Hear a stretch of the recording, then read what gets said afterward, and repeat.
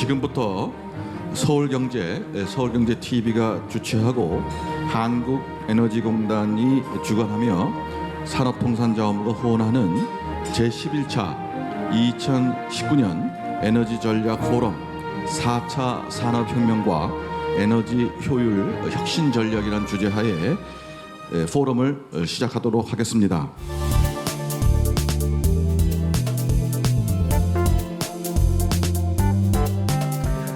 사실 국회는 저희 산업통상자원위원회에서는 회의할 때마다 기승전 탈원전입니다. 아직도 우리 이 나라가 국회에서조차 에너지 전환이나 미래 에너지에 대한 방향을 잡지 못하고 계속 논쟁을 벌이고 있는 상황입니다. 이런 상황에서 오늘과 같은 에너지 효율에 대한 여러 가지 토론을 하게 된 것을 참 뜻깊은 일이라고 생각을 합니다. 지금 우리 이 전기는 이렇게까지도 비유를 하고 있습니다. 생수로 빨래를 하는 것 같다라는 얘기를 할 정도로 에너지 다소비 국가입니다. 어떻게 보면 작년 통계를 보니까 독일보다도 거의 비슷하나 우리가 더 많이 소비하고 있는 것 같고요. 프랑스보다는 옛날부터 많이 소비하고 있습니다. 수요 관리라는 개념이 없습니다. 그래서 이제 새롭게 이런 4차 산업혁명과 맞물려서 에너지 효율이라든가 수요 관리를 해 들어갈 수 있다면 얼마나 좋을까 하는 생각을 해봅니다. 과거에 피크 타임에서 예비 효율을 따지다 보니까 사실은 발전 설비 용량이 굉장히 지금도 많이 남아서 대기한다는 이유만으로 많은 돈을 지불하고 있다는 것도 지금 현재 입장입니다. 그래서 오늘 같은 이런 토론회가 앞으로도 많이 있어서 앞으로의 우리나라가 가야 할 에너지에 대한 방향, 우리가 가야 할 진로를 확보할 수 있었으면 좋겠다는 말씀을 드리면서 오늘 이런 포럼이 우리나라의 미래 에너지 정책을 수립하는 데 큰 도움이 되기를 바라며 국회에서도 이런 여러 가지 토론회에서 나온 의견들을 모아서 정책을 마련할 수 있도록 정부하고도 같이 긴밀하게 협의하면서 최선을 다하겠다는 말씀을 드리겠습니다. 감사합니다.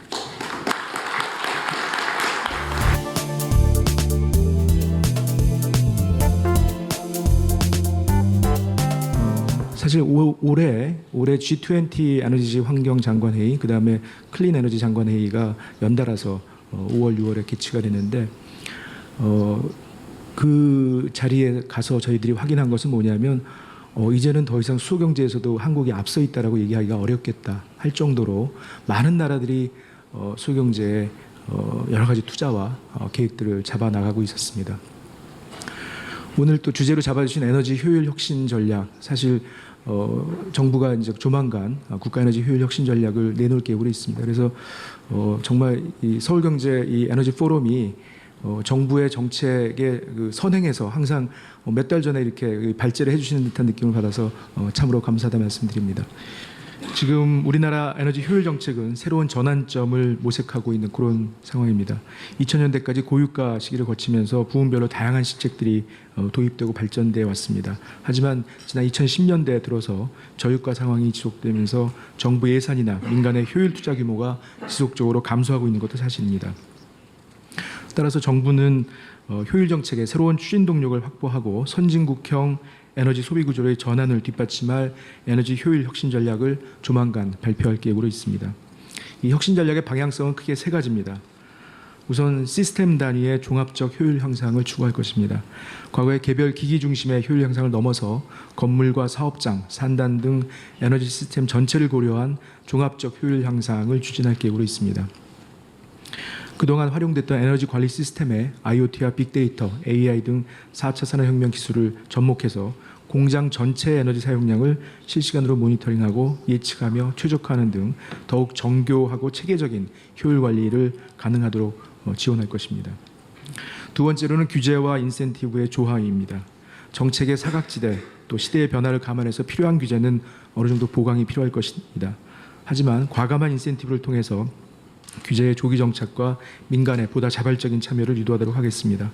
약속한 원단위 개선 목표를 달성한 사업장은 효율 향상 투자에 상응하는 인센티브를 제공하겠습니다. 형광등은 퇴출하는 한편 LED를 포함한 스마트 조명은 보급을 지원을 확대하는 그런 방식이 되겠습니다. 세 번째로 효율 연계 산업의 육성입니다. 그동안 효율 정책을 규제와 보급 위주로 접근했다면 앞으로는 고효율 기자재와 에너지 서비스 솔루션 등 효율 연계 산업에 대한 육성에도 보다 관심을 기울이도록 하겠습니다. 이를 통해서 효율 향상이 에너지 산업의 발전과 또 일자리를 만들어내고 다시 효율 향상으로 이어지는 이런 선순환 구조가 마련되도록 하겠습니다. 지금 세계는 공급과 소비 양측 면에서 에너지 정책이 커다란 변화의 시대를 맞고 있습니다. 아까 우리 홍일학 의원 말씀 주셨던 대로 지금까지 우리나라에서는 정책적 논의가 주로 에너지 공급 믹스 측면에만 치우친 측면이 없지 않아 있었습니다. 조만간 발표될 에너지 효율 혁신 전략을 계기로 해서 소비 구조 혁신에 관한 활발한 논의가 이루어지길 기대합니다. 또 오늘 포럼에서 주신 의견도 혁신 전략 수립 과정에서 적극적으로 참고하도록 이렇게 하겠습니다. 대단히 감사합니다.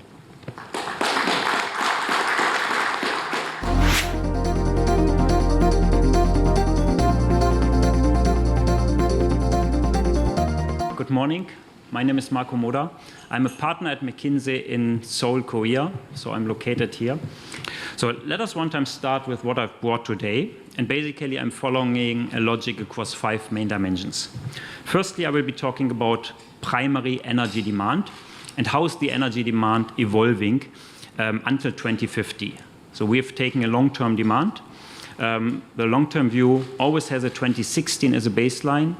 I will show you what we see in 2030, and I will show you what we see as a kind of projection state that McKinsey has developed of 2050 and how the energy will evolve until then. Secondly, I will talk about energy consumption and demand. Then I will look a little bit into primary fuels, the gas demand. I will look into oil, and at the end, very important, because that is something about how to take action, about energy efficiency, and what are both the opportunities but also the threats that the energy transition will bring with it. Let me start with the discussion. And the first topic is the overall global primary energy demand. And the main message is here that we see that the global primary energy demand will be plateauing around 2035 despite a strong population increase and despite continuing economic growth, especially in the emerging countries. So this is even more than it sounds, because if you see here on this slide, you have seen a continuous growth over the last decades of the global primary energy demand of 2 to 3%. And we are now actually approaching a tipping point. And what you see here is that the line on these charts, it's visualizing the global primary energy demand measured in million terajoules. As I said before, we had in the past an average increase of 2 to 3%. When we are now aggregating all our demand projections across all the countries, all the different sectors, about both private, public institutions, we will see that this energy demand will flatten. We are seeing still a growth of around 14% in the coming 30 years. So that is still a growth of 650 terajoule. And to give you an idea, this growth of 650 terajoule is approximately the demand of the complete European Union today. So it's still a significant amount where more energy will be required in the world. However, especially after 2030, you see the energy demand is more or less flat.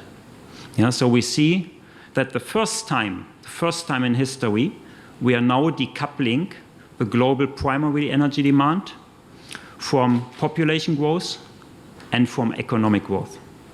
I think Vice Minister Chong said before, this is something happening now also, or a target also to have in Korea. This is also what we see globally.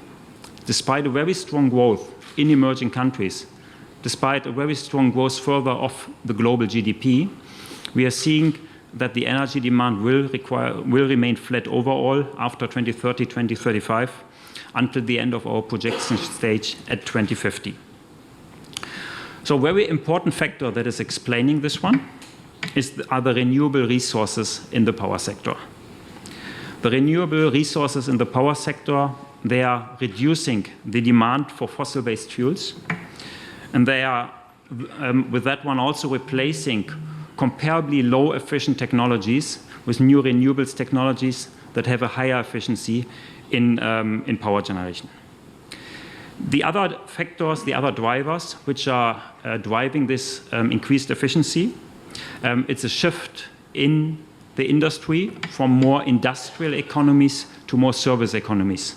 Service economies require less energy than industrial economies. Secondly, we have an increased efficiency in many industrial sectors. If you're looking into what digital is bringing into the industry, the efficiency will be growing going forward. We also have a little bit more conservative outlook factored in our picture when it comes to the global GDP growth. As we are considering the growth that has happened over the past 30, 40 years, will be declining if you look in it from an overall global level when it comes to total GDP growth. So let us look a little bit into what it means for the different kind of fuels inside the energy system. On this page, we look again into the global primary energy demand in million terajoules, but we have split it into renewables and nuclear. We have split it into oil, into gas, and into coal. And what you can see here is that the part of renewables and other fuels, mainly nuclear here, it will further rise. It will further rise by 10% between 2035 and 2050. So at the time when the global energy demand is flattening out, the renewables will further increase. We have a relative stability in gas. We see, and I will come to that later again, we see that gas is more or less remaining stable still in the 15 years after 2035. But we have a decline in oil and especially a strong decline in coal after the peaks which we are expecting in the coming 10 to 15 years. Let us go to the second topic, electricity demand.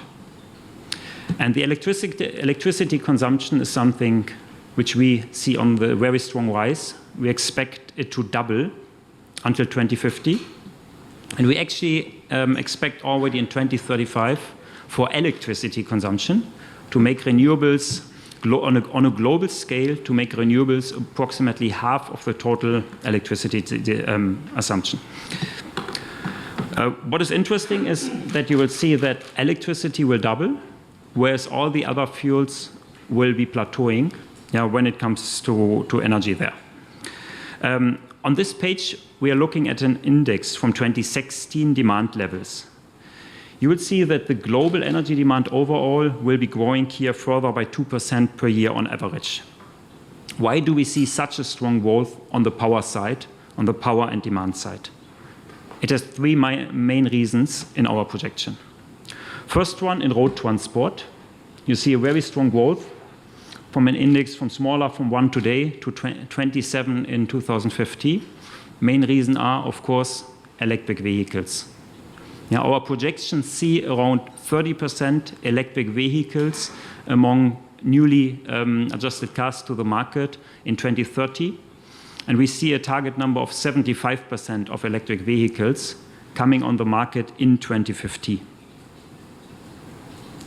The second area is building.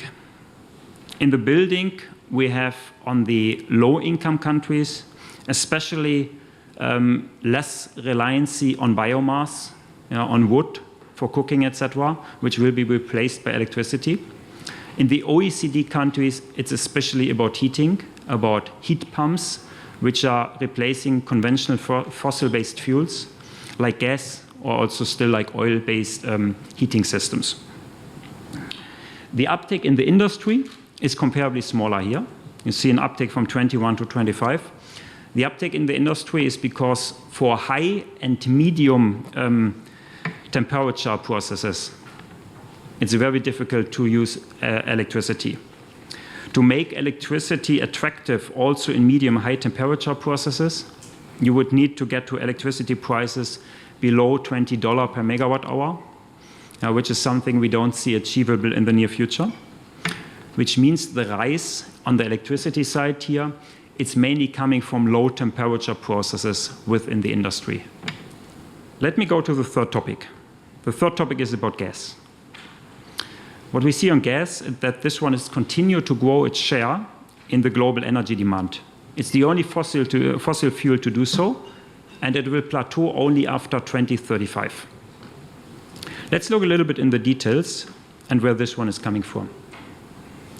In fact, what we see is that on a global level, there's a continued usage of gas, and there's an increased gas demand of around 20%, or 700 billion cubic meter over the next decade. Also here, 700 billion cubic meter is the amount that Europe, Japan, and Korea today are using combined. So it's still a significant add-up of gas resources. However, we see that this one is flattening out over time.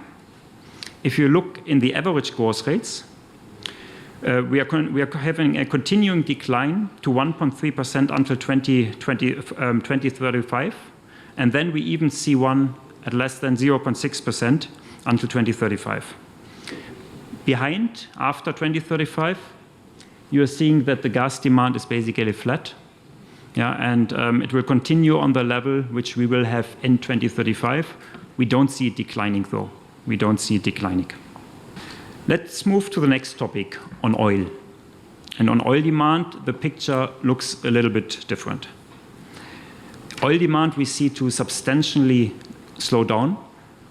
We see a peak here in the early 2030s, but then we see a further decline after 2030. And let me show you also here the global outlook and how this one will look until 2050.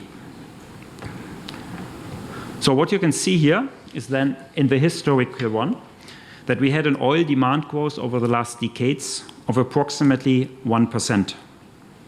However, this demand is starting to slow down from now.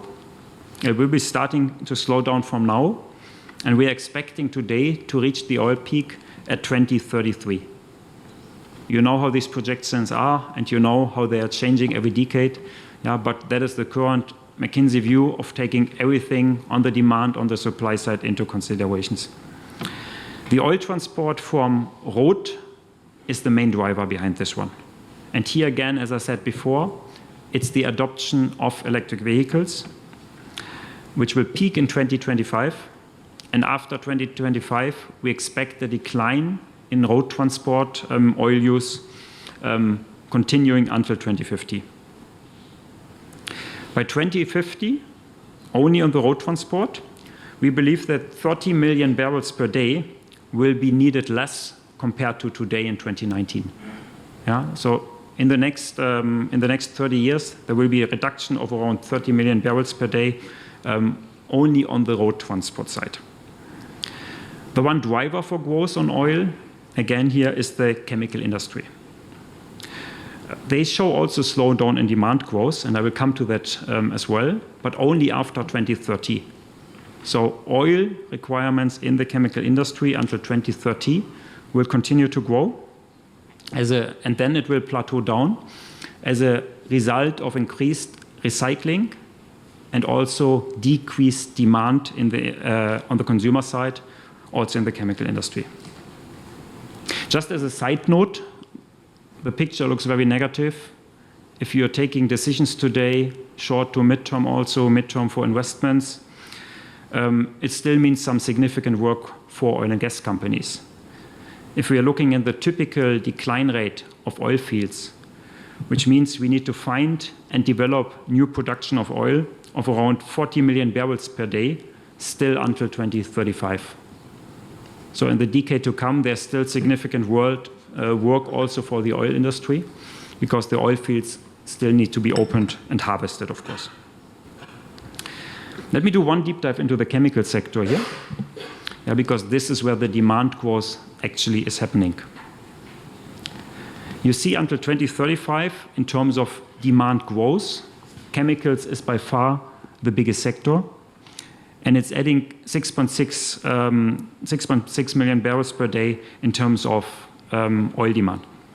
And the increased demand is especially driven in developing countries. And it's still driven until 2030 by material substitution. And also, despite all the also regulatory and political discussions today, in many applications, let us leave out when we talk about one-time cups or straws, etc. But in many applications, polymers are still the most efficient, both from a cost and environmental perspective, the most efficient material that we are having today on the world. Oil and power is the largest decline that we are seeing. Oil is the least efficient fuel for power generation. It will be pushed out first by renewables, but then of course also by the other fuels. And this especially in the Middle East and on many of the island states, Middle East countries who just have an abundance of oil, who are using it for power generation, and on islands or remote areas where oil has been the only opportunity for electricity generation so far. This will be part by part reduced by renewables energy generation. There are significant opportunities in the market also now. The transition is happening now. And the question is, what will be the business model of the future where you need to be prepared for? First of all, you need to talk about transformation of your business. Now, that starts from retailers putting solar panels on their roofs in order to be electricity generators. This is, of course, the topic where I assume many of you are thinking about the so-called new downstream. So what comes after generation, transmission, distribution, and sales of energy? What is the future of the new downstream for energy companies, for electricity companies, where they might be moving into? The second topic I have here are new market dynamics. New market dynamics, namely in terms of consumerships, where I will be talking about in a second. And third one, it's a question, of course, about government, about regulation, and what the both local but also global governments are doing together in order to also push our industries to become more energy efficient, and the consumers also to avoid waste, which is not necessary. Let me quickly deep dive into these three topics. Firstly, the energy value pools. And that one now is a rather short-term prediction until 2025. So to say what is happening right now and here today. First one, you see that the energy value pool is being shifting to what we call new downstream. New downstream, it is renewable generation. It has an average growth rate of 7.4% according to our projection. But it's also helping your customers, helping households, helping industrial customers also to become more energy efficient. It's about decentral generation. So about everything which does not have to do with a central generation, transmission, distribution of electricity. And this one is being growing around 1.1% in our projection. So important to note now, short term, also traditional generation, transmission, distribution, it's growing. And I wouldn't call a growth rate of traditional generation on a global level of 3.6% something negative. It's actually positive. However, there's a stronger and stronger shift from traditional generation, from transmission distribution into the renewables and into the new downstream. So that is an area, especially also in OECD countries, that needs to be taken account into, because at some point of time, midterm, this ratio will reverse. Very quickly on the last one. You see a lot of action here. We've just picked a couple of countries. Basically, this is about, from a governmental side, about banning some kind of products, banning plastic straws for one-time coffee. It's a lot about recycling rates. On recycling, probably Japan is the global leader. So putting this one as a regulation into place, also looking in the automotive industry, also looking into CO2 emissions, of course, of primary industries.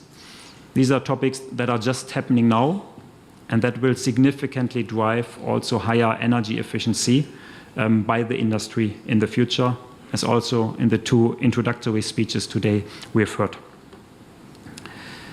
What does it mean now? Again, one example, because it's most visible here. If you look again here into the chemical industry, I said before, there was always an over-average GDP growth in the future. This one will decline because what you have here is the amount of polymer production which you would have, the white dotted line, which you would have without the demand destruction. Demand destruction on virgin, so on original based fields. You have a demand destruction both by less usage on the consumer side. You have mechanical recycling, which comes more and more into game. You have the recovery of monomers. You have the recovery of original feedstocks. Topics like pyrolysis, like incineration, of course, are all getting now into the game to be a business opportunity also for the chemical companies. If they are not acting on this one, it's of course getting a threat at a point of time for them growing. Closing with that one, what I tried to do is giving you a bit of an overview about the global situation. Global situation about how both primary fuels but also secondary topics like electricity will evolve in the future. But also what it means in terms of what are the threats and opportunities for industries, both like energy companies like we've mainly here, but also in the chemical sector, in the oil and gas sector. And I'm looking very much forward to the panel debate that we will be having in a second. Thank you very much.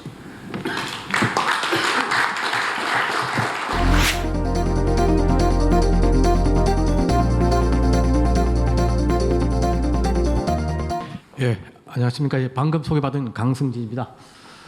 우선 뭐 에너지 기본계획은 여러분 잘 아시니까 그냥 뭐 간단히 소개해드리겠습니다. 저탄소 녹색시장 기본법에 의해서 매 5년마다 수립되는데요. 이게 공교롭게도 새 정부가 들어설 때마다 만들어져서 어떤 면에서 새 정부의 5년 주기 대통령 임기와 같아서 5년 주기의 새 정부의 에너지 계획이 되는 것으로 되고 있습니다. 그다음에 관련 계획에는 이제 전력, 가스, 신재생에너지, 집단에너지 이게 지금 현재 한창 만들어지고 있습니다.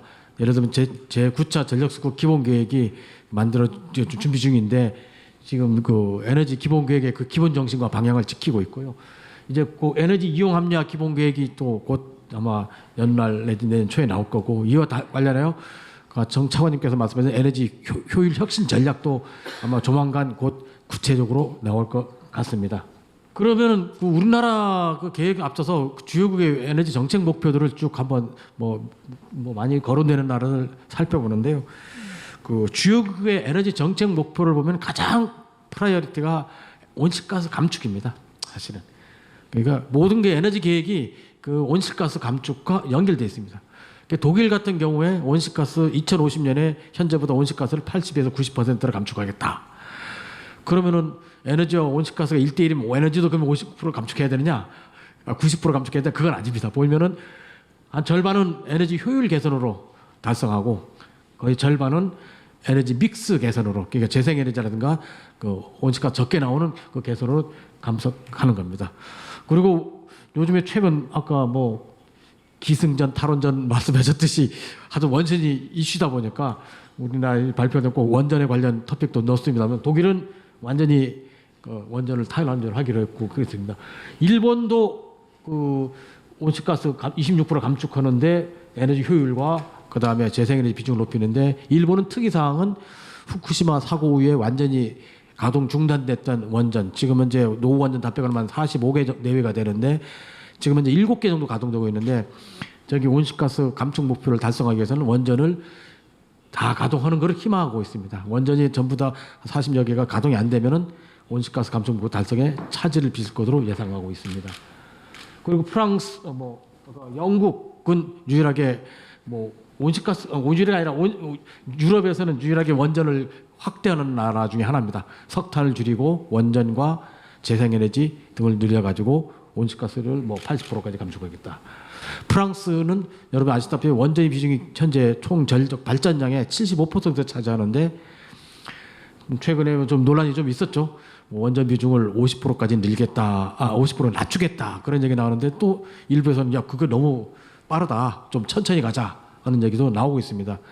근데 프랑스는 특이하게도 재생에너지 늘리겠다는데 풍력, 태양광 중심이 아니라 수력을 많이 늘리겠다고 하고 있습니다. 아마 알프스산의 그 풍부한 수력을 활용하겠다는 모양입니다. 이런 식으로 보면은 온실가스 감축을 세우기 위해서 에너지 효율과 재생에너지 이축, 뭐 먼저는 이제 우리가 관심사기 때문에 발표했지만은 이런 쪽으로 움직이고 있습니다. 오늘은 우리나라에서는 주로 에너지 효율 기준으로 말씀드리겠습니다. 에너지 믹스는 또 다른 차원에서 여러분들과 같이 얘기할 수 있는 기회가 있기 때문에 또 에너지 믹스에 가면은 또 탈원전 또 논란에 좀 매몰되기 때문에 그 부분은 좀 오늘은 안 하고 에너지 효율 중심으로 말씀드리겠습니다. 이번 에너지 기본 계획이 하면은 그 에너지 수요 관리 목표는 우리 총 원료용을 제외한 최종 에너지입니다. 1차 에너지 아니고 그 산업, 수송, 가정, 상업 같은 데 쓰는 최종 에너지 소비를 기준 전망 대비 약 18.6% 감축하겠다. 이렇게 그게 가장 큰 내용입니다. 뭐 숫자로만 얘기했지만은 이 밑에 있는 그 줄은 그림의 그 줄은 제일 위에는 산업, 제일 아래는 수송 이게 그러니까 부문별로 감축량을 얘기하는 건데요. 여러분 이제 목표 수요를 이제 그림을 한번 쭉 패스를 보시면은 아까 맥킨지에서 설명했듯이 세계적인 트렌드랑 굉장히 부합합니다. 우리나라도 예상되는 기준 수요는 2040년까지 계속 증가하는 걸로 약 2035년까지가 피크를 이루고 2040년부터는 약간 줄어든 정체되는 계획인데 전망인데요.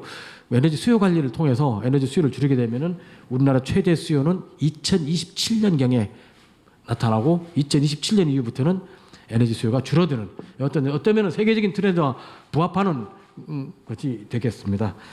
그래서 이게 아까 내용 설명드립니다. 그래서 2027년 에너지 수요비 줄고 에너지 GDP당 에너지 이제 원단위 에너지 인텐시티 하는데요. 이게 또 굉장히 38% 줄이겠다. 그렇게 하고 있고요. 부문별로도 산업이 가장 많이 줄고 수송, 상업 부분을 줄이겠다. 그리고 각종 수단들도 이게 쭉 나왔습니다. 아마 여러분들 여기 나온 것 중에 의외로 배출권 거래제에서 이게 굉장히 광고하는 경우가 많은데 이게 원래 온실가스 감축을 위해서 우리나라 약 590개 에너지 다소비 사업장을 대상으로 하고 있는데 이 배출권 할당이 엄청나게 강력합니다. 아마 우리나라 미래 앞으로 한 20년 후에 온실가스 감축의 또는 에너지 수요 관리의 최대의 강력한 수단은 배출권 거래제가 될 전망입니다. 자, 그래서 이제 우리 에너지 수요를 조금 좀 디테일하게 설명드렸습니다. 부문별로 보면은 목표 수요인데요. 산업 부문은 우리나라 역시 산업 구조 제조업 중심의 국가답게 산업 부문 수요는 뭐 조금 계속 느는 걸로 좀 전망을 됐고 있고요. 그다음에 그 대신에 가정과 수송 부분의 에너지 수요가 앞으로 계속 감소할 걸로. 그래서 수요 관리가 이쪽으로 중점이 되는 걸로 되어 있습니다. 상업 부분은 아직 우리나라가 앞으로 경제 성장이 서비스업 위주로 성장하기 때문에 상업 부분 좀 늘겠는데요. 여기서 좀 얘기해야 될 게 이게 산업 부분의 수요 증가 부분에 대해서는 일부 환경 단체에서는 좀 여기서도 문제를 제기하는 분도 있습니다. 그 주요 내용인즉슨 우리나라가 앞으로도 계속 제조업 위주, 그다음에 에너지 다소비 산업 위주로 성장을 계속해야 되느냐 하는 근본적인 문제를 제기하는 분도 계십니다. 자, 아까 참고로 아까 홍 의원님께서 아주 좋은 말씀했어요. 외국은 에너지 수요가 정체인데 우리만 증가하고 있다. 예, 보십시오. OECD 주요 국가들 보시면은 80년에서 2000년까지는 약 1% 내외의 에너지 수요 증가를 했는데 한국은 7.8% 어마어마한 증가를 했었는데 우리가 2000년 이후에는 약 2.6% 증가를 좀 했습니다. 근데 주요 OECD 국가는 총 에너지 소비가 다 감소하고 있습니다. 소위 말 아까 경제 성장을 하면서 에너지 소요는 디커플링하고 있다. 과연 이게 어떻게 가능했는가? 우리도 이거 따라가야 되는가? 상당히 이게 논란거리가 될 수 있습니다. 이게 단순히 숫자만 비교가 아니고 그 나라 경제, 사회, 산업, 생활 구조까지 전부 다 반영한 것이 에너지 수요이기 때문에 이 부분이 이제 아마 중요한 이슈가 되겠고요. 그다음에 이게 더 드라마틱한 그림입니다. 1인당 전력 수요입니다. 주요국에.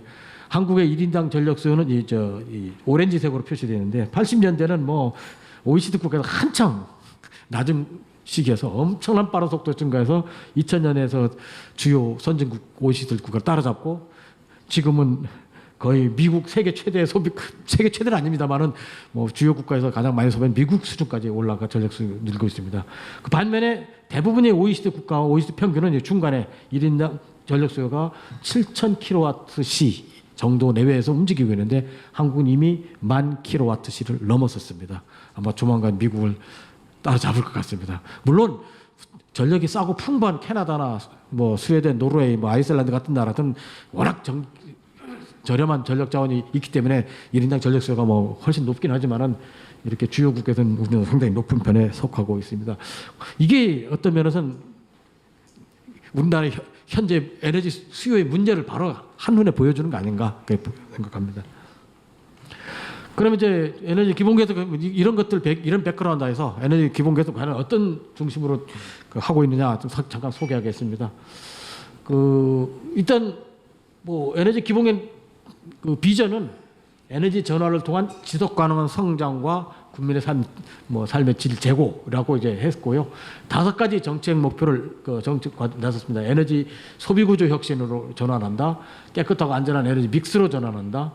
분산형 참여형 에너지 시스템을 확대한다. 에너지 산업의 글로벌 경쟁을 강화한다.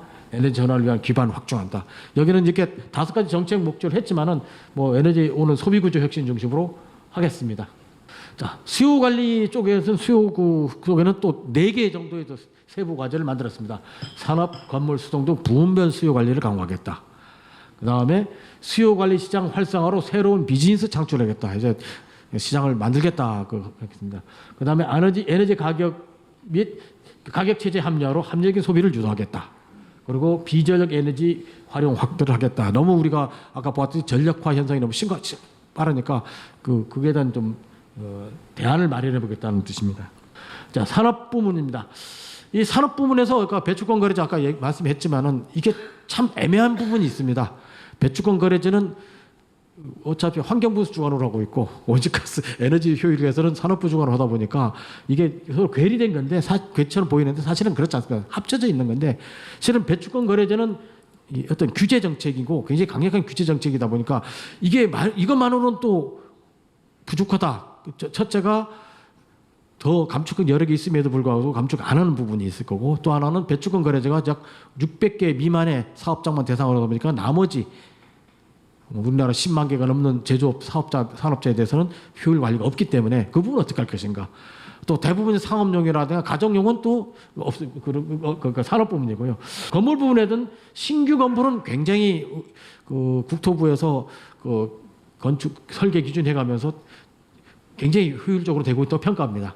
특히 우리나라에 지금 새로 짓는 신규 주택 아파트 같은 경우는 아마 세계에서 가장 에너지 효율이 좋은 건물로 평가받을 정도로 됩니다. 그 단적인 예가 가정용 난방용으로 팔고 있는 도시가스사들의 가구당 도시가스 판매량이 해마다 줄고 있습니다. 물론 뭐 가구수 값수도 있고 외식도 많아져서 그렇지만은 기본적으로 난방 에너지가 워낙 난방 효율이 좋아져 가면서 가구당 도시가스 판매량이 계속 줄고 있다. 그런 거면은 근데 이제 큰 문제인데 이제 문제는 기존 건물입니다. 기존 건물에 대해서는 이미 과거의 기준에서 지었기 때문에 에너지 저효율 건물이 많고요. 이걸 어떻게 효율을 할 것인가 지금 과제입니다. 또 하나 건물 수명이 과거에 비해서 점점 길어지고 있습니다. 지금 40년, 50년 빨리빨리 허물 잡고 그러다 보니까 이 부분이 이제 과제가 되고요. 수송 부분은 최근 저유가 고유가 시기에 연비 향상이 좋아지다가 저유가 상황 되면서 연비 향상이 딱 멈춰버렸습니다. 거의 17km 수준이고요. 그 다음에 중대형 차량에 대한 연비 규제는 없기 때문에 이거는 뭐 전혀 컨트롤 없이 쓰고 있고요. 그 다음에 에너지 효율이 높은 대중교통 수단의 점유율도 정체 상태입니다. 이게 확실히 이 수동 부분은 에너지 가격에 영향을 받는 것 같습니다. 그다음에 두 번째가 이제 에너지 수요 관리 시장 활성화. 아까 마켓 베이스로 하자 해서 정부도 이거 인정을 하고 있습니다. 그래서 어떤 에너지와 4차 산업혁명 기술을 접목시켜 가지고 새로운 비즈니스를 창출하는 게 아까 맥킨지에서 발표하신 분도 굉장히 강조하셨지만은 우리나라엔 별로 없어요. 하고 싶어도 잘 안 되는 부분들이 있습니다. 그러니까 ESS를 보급했지만은 화재 나오면서 그냥 갑자기 그냥 주춤해졌고요. 그다음 스마트 미터는 아직 빨리 전부 전 가정에 한 보급해야 이제 개시bil 요금제라든가 가정용 그 전력 그 서비스를 이렇게 할 수 있는데 아직도 700만 원, 우리나라 2,200만 대로 보급해야 되는데 3분의 1밖에 보급 못 되고 지능형 전력망은 한 몇 년 전에 또 하다가 또 스톱되고 지금도 스톱되고 이유가 있습니다. 이렇게 빨리 안 나간 이유가. 그 나중에 좀 설명드리겠습니다. 그래서 이게 왜냐하면 공공주도로 하고 독점기업 중심으로 하다 보니까 이게 이런 부분은 민간기업의 중심으로 넘어가야 되는데 아직도 우리나라는 에너지 산업 또 에너지 제도가 이 공공 중심으로 하다 보니까 이런 부분에서는 또 새로운 시장에서는 조금 발전 속도가 좀 늦지 않느냐 하는 부분이 좀 있습니다. 그다음에 에너지 가격 체계 합리화 이번에 에너지 기본 계획하면서 이건 별도의 태스크포스를 만들어서 굉장히 심도 있게 논의했습니다. 가격의 그 공급 원가비 외부 비용 적기 반영한다. 이게 가장 큰 원칙인데 현실은 공급 원가가 제대로 반영되고 있지 않습니다. 저는 한전이 적자 보고 있고 여름철만 되면 누진제 뭐 완화해 준다면서 전기요금도 깎아주고 있고 이런 문제가 있고요. 에너지원별 부문별 과세체계 합리적 운영한다 그러는데 일부는 되고 있습니다. 발전용 연료에서 유연탄 뭐 천연가스 가격 조정됐지만은 에너지원 전반에 대한 가격 체계 그 조세 체제는 조금 좀 더 손봐야 될 것 같고요. 그 이런 그리고 현대 용도별 요금 체제로는 뭐 서비스 한계가 있다고 그러고 제세 부담감도 뭐 외부 비용이 제대로 반영 안 되는 부분이 있어서 좀 정치적으로 민감한 부분도 있고 그래서 이런 부분을 좀 종합적으로 검토할 필요 있다 이런 것들이 저희들이 평가했고요. 그래서 이렇게 뭐 가격 제재 합리화했는데 전기요금, 가스요금, 에너지 가격 상격 조정했지만은 실제 저희들이 가장 많이 연구한 거라 저희들이 그 에너지 기본계 논의했던 건 전기요금이 제일 크죠.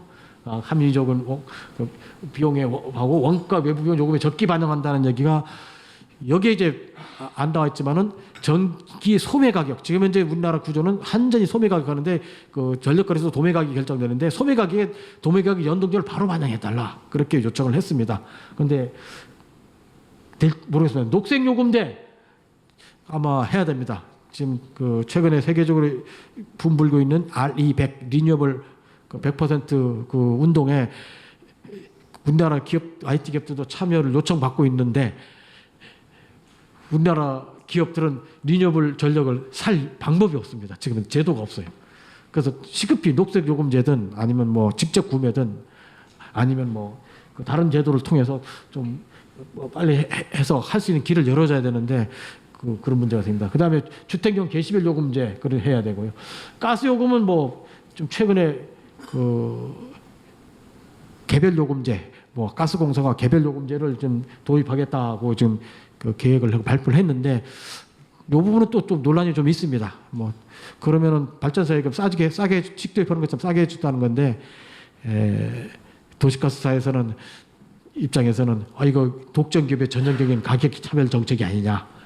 그렇게 그리고 그다음에 에너지 상대 가격 조정을 위해서 이제 외부 비용 평가위원회를 구성해서 외부 비용을 적게 반영하자고 좀 제안했는데 지금 현재 뭐 요새 미세먼지 논란 갖고 많았지만 그에 대한 비용이 국내에서 연구된 자료가 아니라 전부 다 해외에서 연구 자료를 이용을 하고 있어서 이게 제대로 된 연구가 좀 선행됐으면 하는 게 저희들이 희망입니다. 그다음 비전력 에너지 유용 확대는 뭐 열하고 그다음 냉열 이런 것들이 좀 활용해서 너무 과도한 전력화 현상을 좀 방지하자는 뜻이고요. 그렇습니다. 이거 뭐 국가 열지도 비전기 냉방 에너지 냉열 이용 뭐 이런 것들을 좀 되고 있고요. 예. 그런데 이렇게 이제 정부에서 굉장히 많은 그 계획을 하고 있고 많은 그 프로그램을 했지만은 사실은 수요 관리 실현이 중요합니다. 2차 에너지 기본계획 우리가 5년 전에 수립했던 2차 에너지 기본계획에서도 수요 관리를 가장 강조했습니다. 일부 평가에 의하면은 수요 관리 그 목표치가 뭐 충분히 달성되지 않았다고 봅니다. 뭐 절반 정도 뭐 학자에 따라 다르겠지만은 그 목표대로 진행되지 않았다고 보고 있습니다. 물론 뭐 중간에 에너지 가격 하락, 국제 에너지 가격 하락 또 정책적인 변화, 정치 환경 변화들이 있었지만은 그래도 그 생각대로 되지 않은 건데, 근데 이렇게 계획을 세우고 실현하는 게 굉장히 중요해요. 특히 전력 수요 관리 중요한데, 근데 그러면 최선의 정책은 에너지 가격 합리화와 보조금 축소입니다. 사실은 학계에서는 그렇게 얘기하는데 이게 정치적으로 굉장히 어려운 주제죠.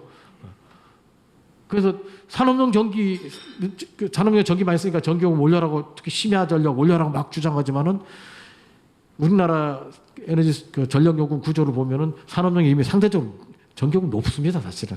뭐 저 과거에는 낮아서도 뭐라도.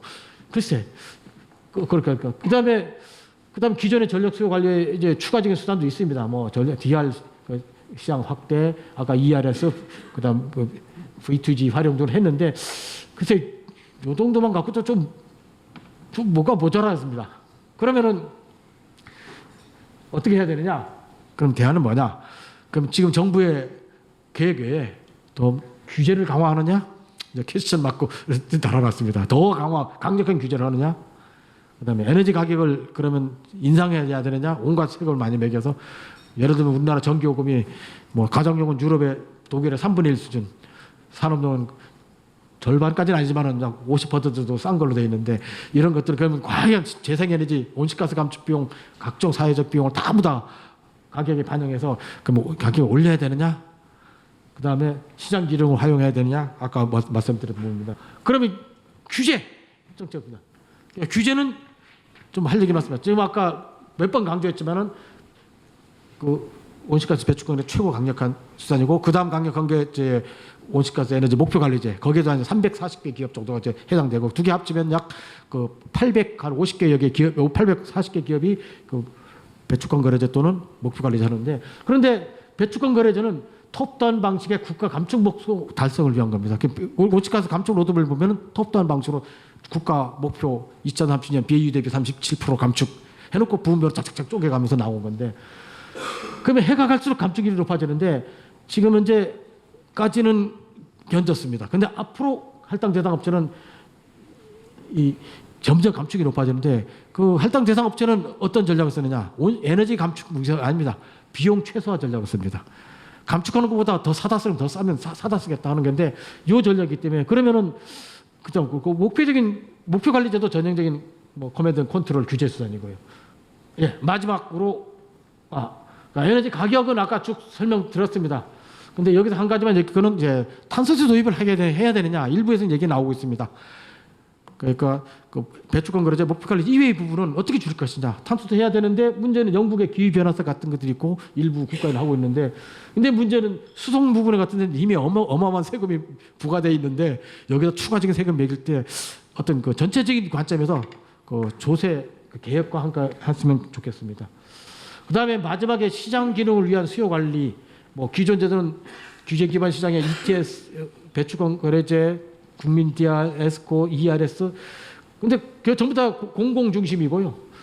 그다음에 4차 산업 하겠다, 뭐 그 이런 비즈니스 목소리 하겠다, 전부 하고 있는데, 근데 이거는 전제 조건으로서는 아까 계속 뭔가 좀 모자라나 그런데, 이 시장이 안 돼 있기 때문에, 우선 에너지 가격이 시장 가격이 안 되고, 에너지 시장이 민간 중심의 자유로운 경쟁 시장이 아니고, 세 번째는 이런 그 각종 시장 그 기능을 이용한 그 에너지 수요 관리 사업들이 어떤 그 정부 중심으로, 공기업 중심으로 하려고 하지 어떤 민간에게 기회를 주지 않고 있어요. 일부 민간업들은 우리도 전기 팔게 해달라.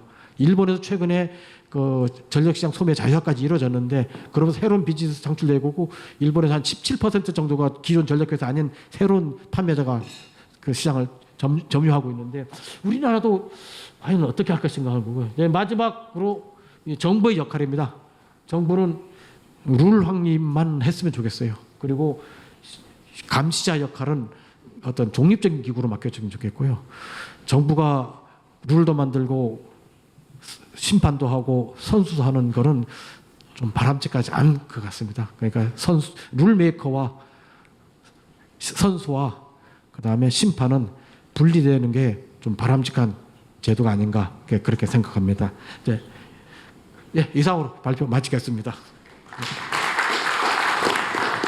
네, 이것으로 서울경제 TV 센이 주최한 4차 산업혁명과 에너지 효율 혁신 전략 제11차 에너지 전략 포럼을 마치도록 하겠습니다. 네, 감사합니다.